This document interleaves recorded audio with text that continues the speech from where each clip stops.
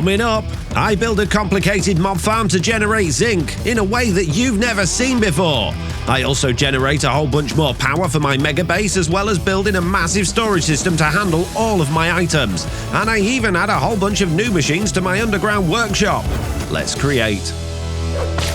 Over the last couple of episodes, I've been working on my Command & Conquer inspired mega base here in the desert, which features a giant sand spider that harvests sands from the desert, chucks it over onto a big sand pile, which is then collected by this huge truck, which then transports it to the base, where there are 3 other vehicles that take it all around to all of these different factories, where it's processed into a whole bunch of different things. And it all works rather well. The little trucks have been running around all of this area for ages without any problems, without crashing, and the big old truck and sand spider are also working nicely. And as a result, I now have a whole bunch of those materials all squirreled away in this tiny little storage system up here. And yes, it's tiny. I need a bigger one. I need one big enough not just to store all of this, but all of the other things that I want to gather and process in this area, as well as items from other areas of the world. This factory here, in fact, this entire compound is my mega base, so I need all of my storage in here, and I want all of my farms and equipment in the basements underground as well.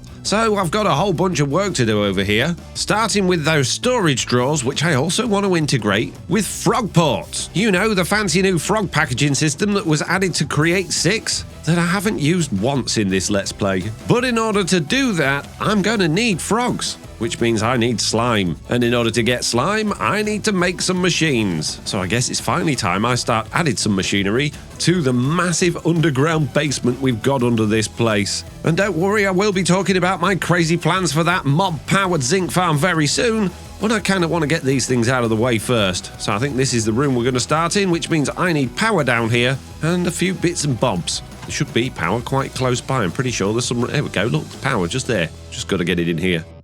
And here it is, we've got power. So, to make slime, there's actually a few things we can do. We can mix lime dye with some dough. We can also wash dough with lime dye, which means we only actually need 1 piece of lime dye to make infinite amounts of slime.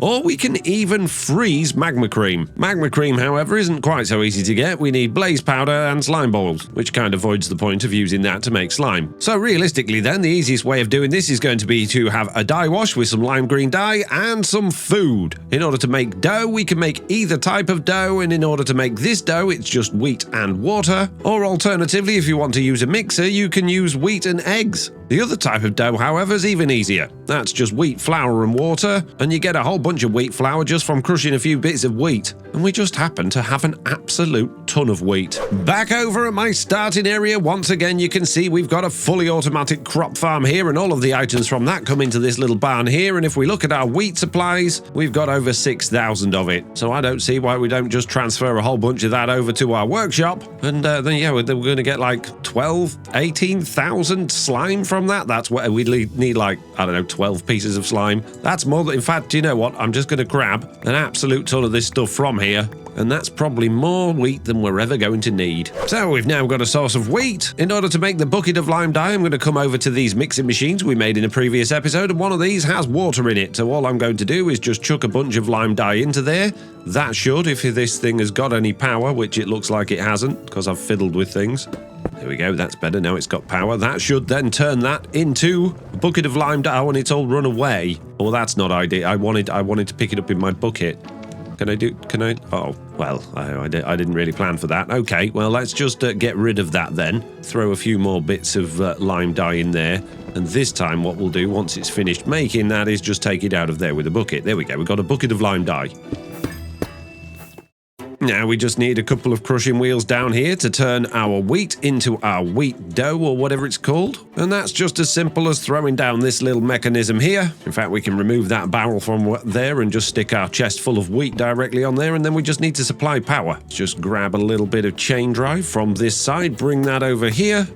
Spin that round, bring that way, and hopefully if I do this the right way, yes, it's going to go the right way, and that's going to create all of our wheat flour. Now all we need to do is stick a bit of chain drive on the wall here, stick a couple of fans on the front, add in a little bit of casing underneath, stick a couple of smart chutes at the front, stick a couple of barrels under those, and with a couple of temporary blocks, followed by some cleverly placed copycat panels, we can then get rid of those temporary blocks, chuck a bucket of water in there, chuck a bucket of lime dye in there, get a couple of barrels above those, with some funnels underneath pointing downwards. Oh, and I forgot we need some more copycat panels at the front here as well. And these ones are going to need glass in them to stop wind blowing through them. And now when we connect these to power, ideally in the right orientation, we should find that that's blowing through both of those. Wonderful. Excellent. Then I just need to lock these chutes temporarily for a moment. Then I can throw some wheat flour into that barrel up there. That's going to sit there and get turned into dough. Just like that. Then I can grab some of that dough and stick that on there, and then I don't have to block that anymore. And then I can grab that dough and stick it in there, and now that's going to get turned into slime. And there it goes, it's turned into slime. Wonderful. So now we just need to put a filter on there, then we can undo that lever, and there we go. Just a few minutes later, I now have a whole barrel's worth of slime and even more coming. Jeez, that's a lot of slime. And it turns out that accidentally clicking this slime means I can throw it. What? Since when can you throw slime? What mod have I got that does this? This is incredible. I need to see if this can... Oh my goodness, we need to go find some mobs. I know just the people for this. Hey guys, look, check this out. Oh, what? They get covered in slime? What? What is this? Which mod have I got that does this? Why are you covered in slime? Now we have a slimy camel. Wonderful. Here, guys, do you want to be slimy? Then we'll have a slimy iron golem. Am I slimy? Can I be slimy? I want to be slimy. Oh, no, I can. I'm slimy. What is going on? How do I unslime myself? Hey, you're not slimy enough. Get slimy, guys.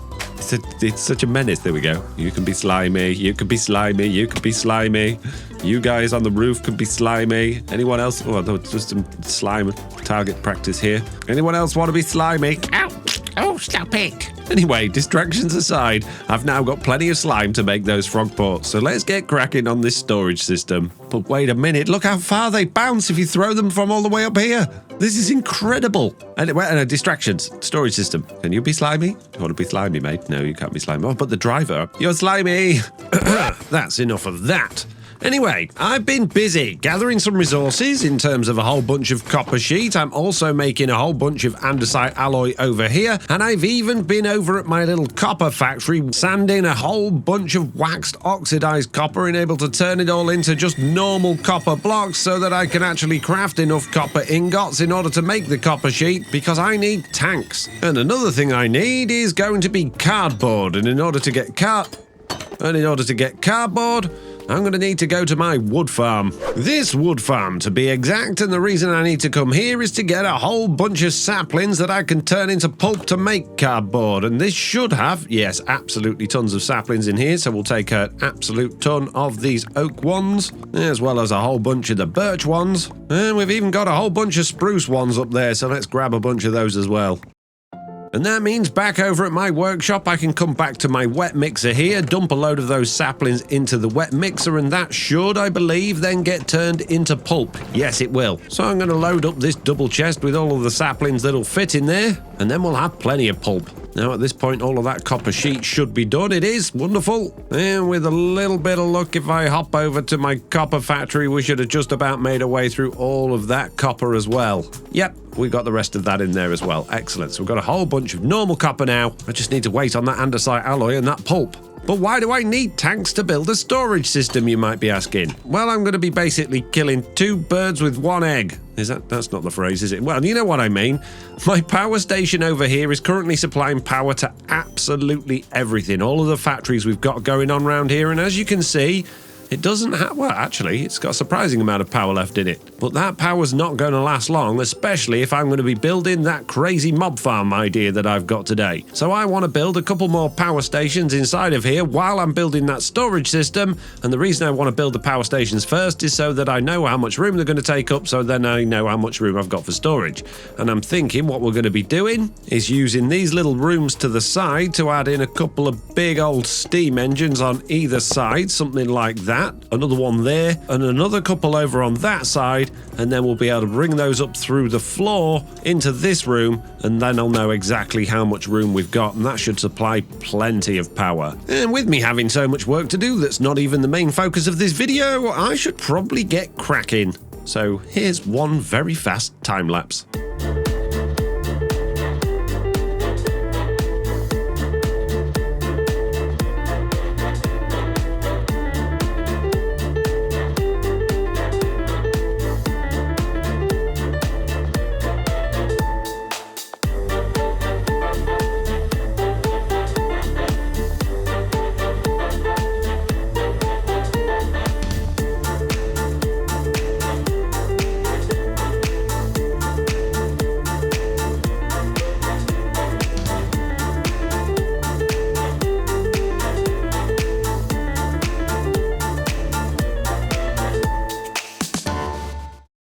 Well, that didn't take too long at all, and now I've got a huge storage system for all of the things that I want to keep in bulk. That's right, just bulk stuff. I'm not keeping any of my precious items in there, I'm not keeping any of my Create stuff in there, and I'm not even keeping all of the little odds and ends that I have in these backpacks. That's because I just need access to building materials quickly, so we've got plenty of space for all of that. We've also got these ender chests that bring items in from our other farms around the world and store them in bulk here, which means we've now got nearly 200,000 andesite to play with, as well as a whole bunch of quartz, sand, flint, clay, soul sand, and all the other good stuff, which is fantastic. But you might notice a significant lack of frog ports. I didn't actually need to use any frog ports, although I have used some packages and some stock links from the Create thing just down here to allow me to quickly access things from here as well. So for example, I can click on this blaze burner, grab myself a handful of bricks, and that's going to get sent through here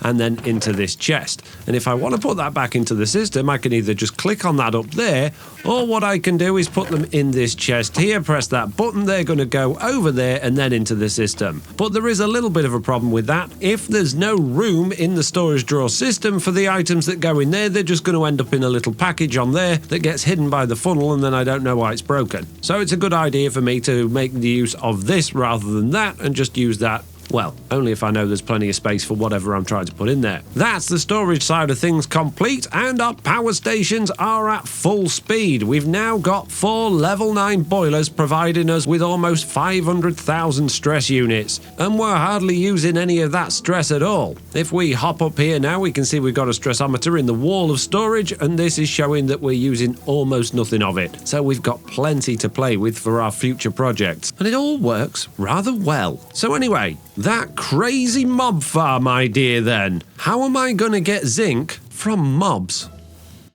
To look at how we're going to get zinc from mobs, we need to come back to my creative test world for a minute. The way most Create mod packs get zinc is to crush tuff, which means you normally need a recipe for tuff, or you need to spend an awfully long time mining it. But I don't want to get a recipe for tuff. I want to make life difficult, and because of that I've chosen to use something that's rather unusual.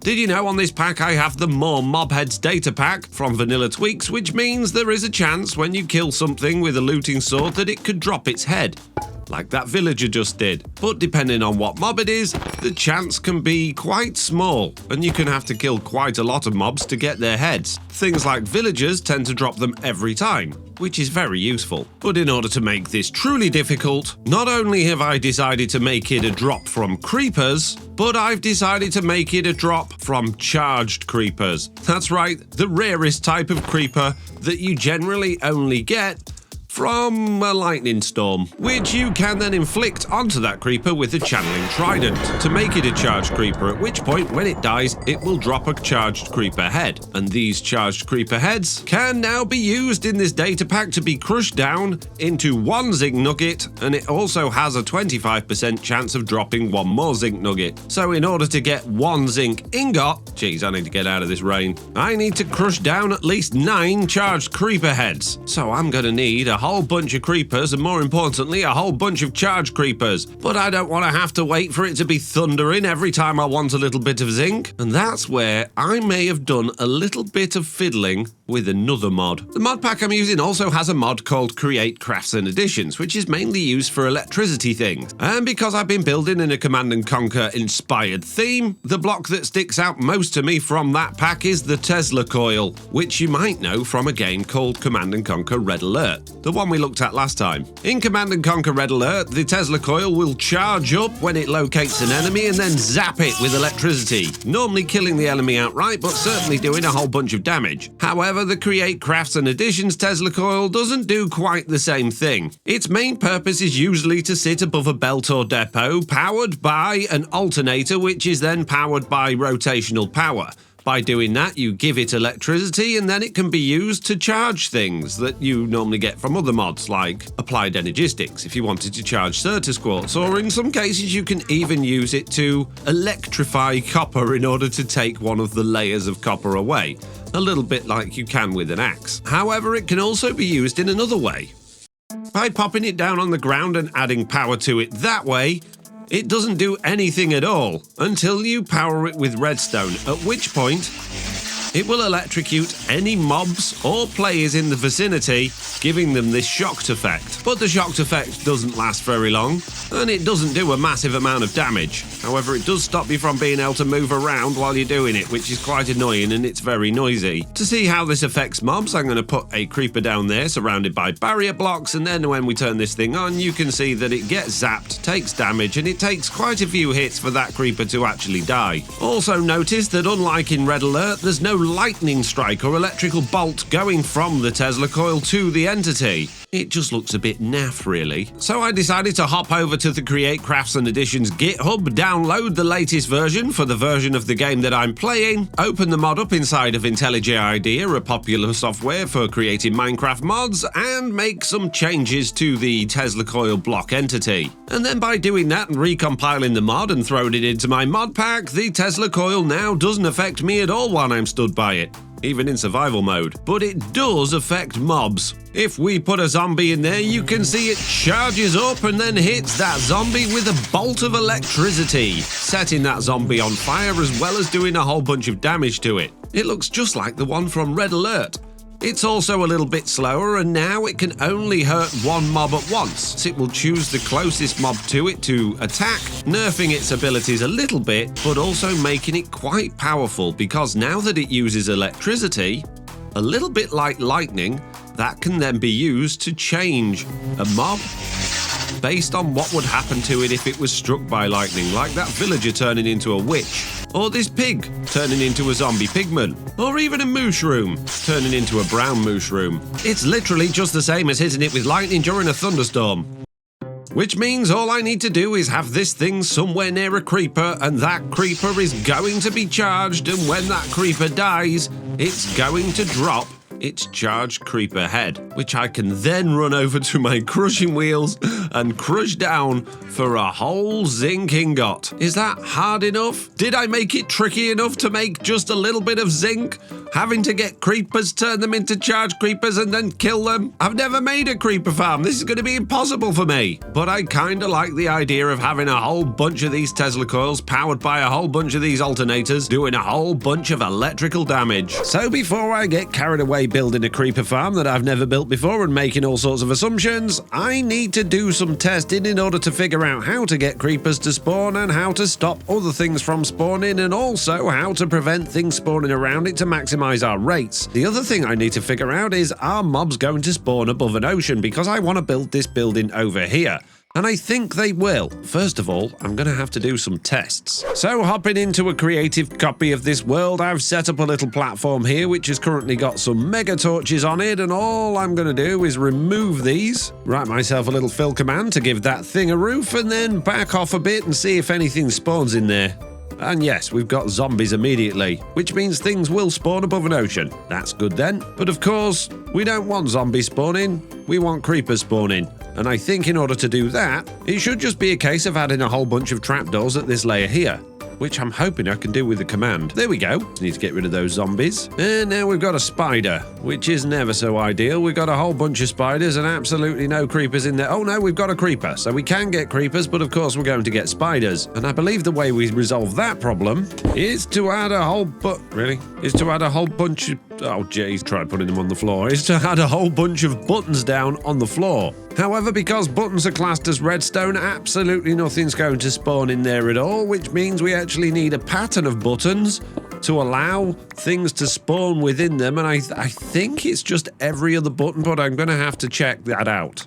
Now, the reason for doing that is because a spider's hitbox is bigger than one block. So I'm going to grab myself a couple of command blocks and then just set these up to kill mobs that are likely to spawn in this area, which should reduce the rates of things spawning around me. And now, as you can see, we are getting spawns in there. We got a creeper then, but I also just had a whole bunch of spiders spawn in there. So perhaps my little layout is not very good, but there were some more creepers there.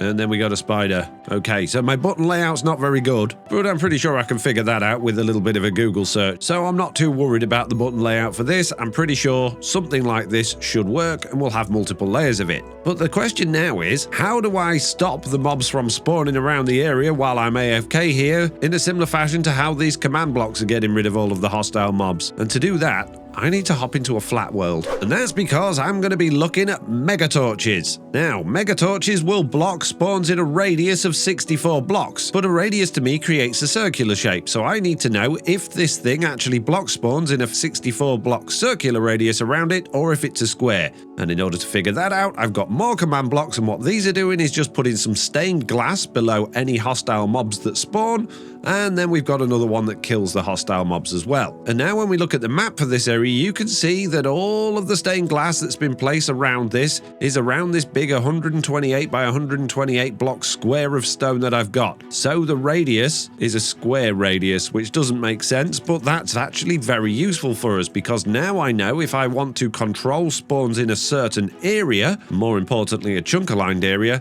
I just need an array of megatorches that will then leave a cross-section in the middle where mobs can spawn. So if I only want mobs to be able to spawn in this chunk here, what I can do is actually set up these 4 little squares here, which tell me exactly where I need to place megatorches in order to prevent spawns in that space. Obviously that leaves these lines here, so I'd actually need some more megatorches in the middle of these bits in order to fill those in, but by having the megatorches surrounding this thing in the corners and along the edges, I can prevent all of the spawns for everywhere except that chunk in the middle. And now I'm only getting them in the middle, which is exactly where I wanted them. I'm not getting any down there or there or there or there. I'm not getting any further away because that's too far away. So I can make a mob farm that's very efficient by blocking spawns everywhere else just from making these megatorches. Very handy. So the only thing I need to figure out now is that button layout. Well, I've figured it out. A little tiny bit of research was required, and it turns out spiders don't need a 2x2 space to spawn, they actually need a 3x3 space to spawn, and buttons don't prevent the spiders from spawning on those blocks. If a spider chooses to spawn here, it can still spawn because the buttons are effectively non-full blocks, or, well, they don't block the spawns, let's put it that way. Whereas using something like slabs or carpets completely prevents them from spawning because these are counted as a block and not a button, and that means you don't need quite so many carpets in order to stop things from spawning. But look, I can't get through it, it's blocking me, whereas if I put a button down, I can walk straight over it. So that's why the spiders can spawn with buttons, but carpets or slabs or something that stops you from fitting through the hole works perfectly. So that's the theory behind our little mob spawning system sorted out. Now I've just got to design it, figure out how I'm going to kill all of the creepers, figure out how I'm going to pick their stuff up, figure out how big we're going to... Oh my goodness, I've still got so much to do. So I spent the next few hours trying to figure out an optimal design to spawn, charge and kill the creepers. I started with a basic multi-layered farm using the carpets and trapdoors as before, with an AFK spot above, just far enough away so that the creepers could spawn in any of the layers. I placed megatorches around the base and even underground to prevent any other hostile mobs from spawning in the area, and I also set up a bunch of command blocks to test the rates and see how fast the creepers were spawning. I also tested the same farm at night to make sure everything was fully dark before I moved on to testing with different numbers of layers for the farm. This meant getting rid of a few layers, which inevitably slowed down how many creepers were spawning, before adding in a bunch more layers, which inevitably sped up how many creepers were spawning. So more layers seemed to be better. Or so I thought. Currently the farm had no way to actually kill or charge the creepers, or even collect any of their dropped items. I was purely testing things out to try and figure out how many layers of the farm I'd actually need, but it soon became apparent that it wouldn't matter how many layers I had if the killing system didn't kill the creepers fast enough. I mean, there's no point in having a bunch of creepers stood around just waiting to be killed. That's not very efficient now, is it? So I smashed my way through the middle of the farm and took some time to build Tesla Coil type structures with actual Tesla Coil blocks running up the center that would target and attack the creepers. I also added in a whole bunch of backpacks with magnets in that collected the items dropped by the creepers and fed them into a storage system located at the bottom of the farm. And it turned out, as I'd thought it might, that I had way too many creepers just chilling out within the layers of the farm waiting patiently to be killed by the Tesla Coils. So more layers wasn't better. At this point, I decided to scrap any sense of efficient design and focus on something more interesting. So I stripped away all of the layers, constructed a large Tesla Coil in the center of the platform and turned the square box into a circular shape.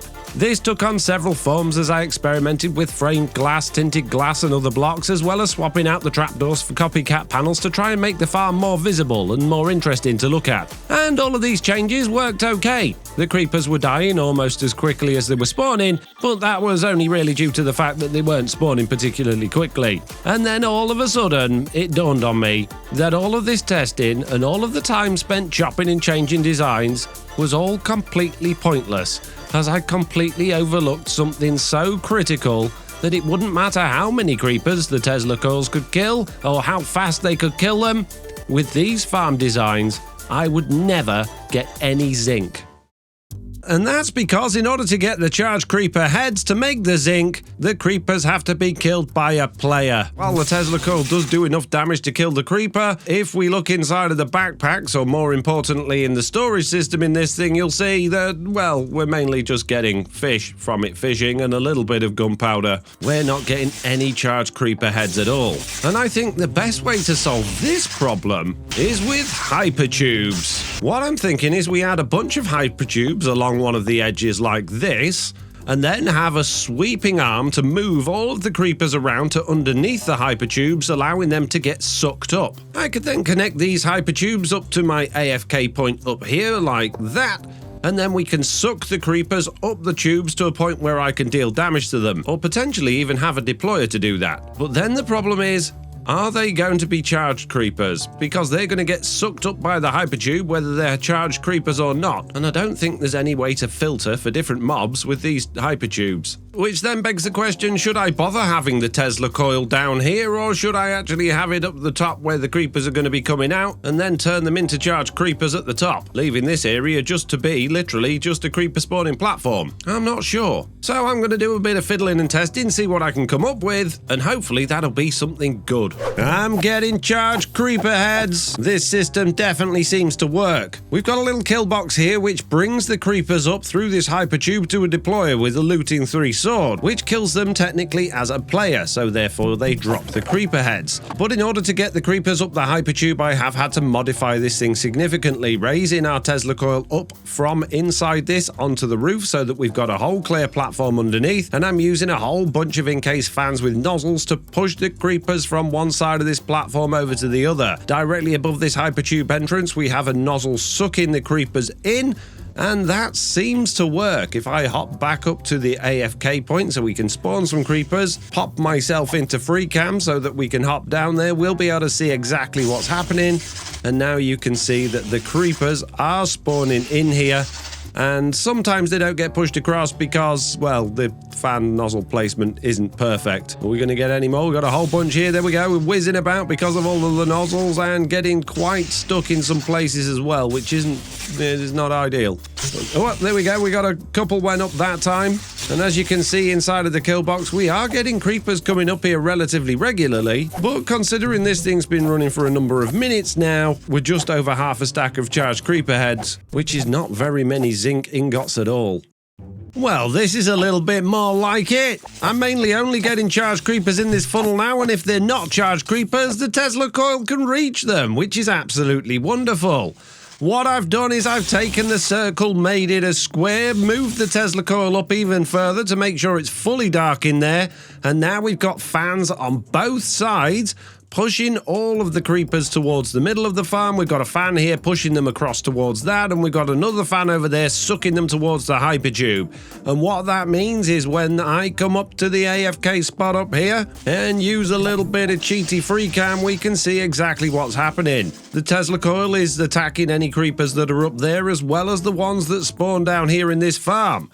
And as you can see, they get blown in the fan stuff all the way to the Hypertube. And currently, we are dealing with them faster than they're spawning. But generally speaking, when they do spawn, they get hit by the Tesla Coil before they enter the Hypertube. Well, we got loads of them then. But I was going to say the spawning can be a little bit slow, which makes me think we do need more than one of these farms to maximize our rates. But if I look in the chest to see what we've got, after not too long at all, we're already at nearly 2 stacks of creeper heads. That's almost 7 zinc ingots, which is really not that much, is it? But look at all the gunpowder we're getting, and helmets somehow. I don't know how we're getting helmets. I think that's when the creepers are wearing backpacks. But either way, this works absolutely wonderfully. We're getting so many charged creepers in here, and they're getting dealt with very, very quickly. So I think with just a few minor modifications, we can get this thing really going. And sadly, those minor modifications did mean tearing down my Tesla Coil structure from the top of the farm. And that was so I could add more layers. But of course, I'd still need the Tesla Coil blocks to charge the creepers, so I placed a bunch of them around the sides of the farm and spent a little time reconfiguring how the power was routed, so that I could clone the creeper spawning layer on top of itself a few times and make a 4-layer farm. I then tidied up a bunch of the unnecessary shafts and chain drive and gearboxes that had got cloned with it all, reconfigured the wires from the alternators to the Tesla coils, and then removed my AFK spot, rebuilding the tube system to cope with all 4 layers. Then I had to rebuild the AFK spot at the correct height, allowing the creepers to successfully spawn on all 4 layers. And it worked well, except for the fact that I forgot to power the Tesla coils.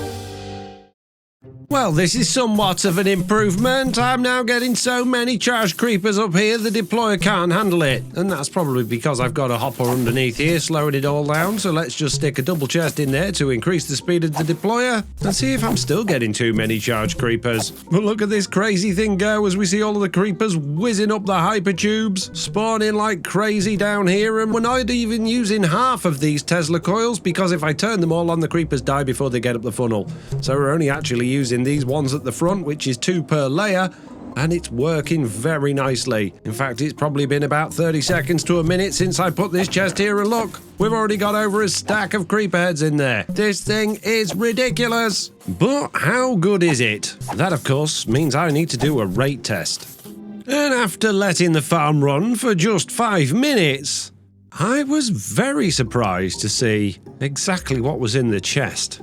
That's a lot of charged creeper heads. That's 331 in 5 minutes, which equates to 66 a minute or 3,972 per hour or 62 stacks per hour, which means I'm going to get over a double chest worth of just the creeper heads every hour. But I don't need creeper heads, I need the zinc that they create. And they just create zinc nuggets. That means it's actually going to take nearly 4 hours to get 1 full chest of zinc ingots, which isn't ever so fast, but that's mighty fast, and the reason it's not going at the moment is because mob spawning is turned off, so when I enable it to true, you should see this thing start to pump out creepers any minute now. Hello? Creepers? Oh, here we go. Took a second, but here we come. And here they are! Many, many, many, many, many charged creepers coming down here, and we're just getting absolutely ridiculous amounts from this. Not to mention the gunpowder and the nuggets of experience. But of course, this is all just in my test world. None of this exists on the actual world that I play on, so now I've got to get all of this onto the actual world and build a big old building around it to make it look amazing with some sort of connectivity over here, something like a drawbridge with a big vault door maybe. And of course, the design needs to be in keeping with the rest of the stuff that we've got going on in this area. So I've got a ridiculous amount of work ahead of me. And if you think I'm just going to be taking a schematic of this and blasted it into the world, you're wrong, because I've got some significant changes that I want to make to this to make it look a whole bunch nicer and fit within the build that I've got planned for it. And if you want to see all of that happen, then make sure you're subscribed, because all of that's going on in the next video. Oh, and like the video. If you haven't already, like it. Look how good it's full. It's too. Oh, jeez, it's full.